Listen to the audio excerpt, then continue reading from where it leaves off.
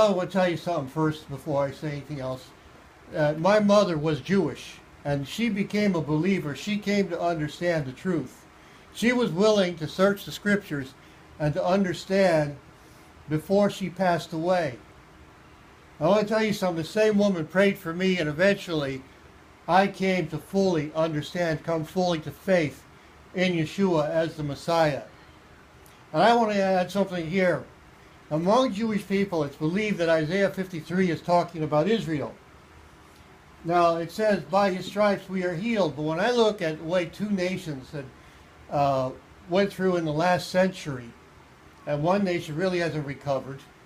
You take Germany raised its hand against the Jewish people in the 1930s, and for half of the last century was a divided nation.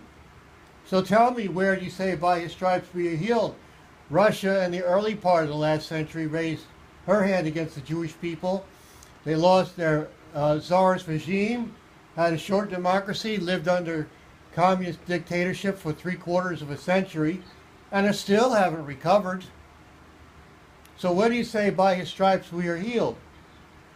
Now, what I would rather think, okay, yes, the Jewish people have been the scapegoats for many years, but I will take this.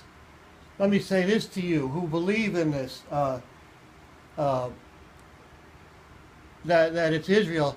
I say it's Messiah, and I'll say it this way, that God took one Jew and made him the scapegoat for all. Amen? I mean, look at it says in verse 4, it says, he was wounded for our transgressions, he was bruised for our iniquities, and by his stripes we are healed. He suffered more than any Jewish people. He was whipped and beaten and stripped and put to death, and he rose again for our sakes. Amen?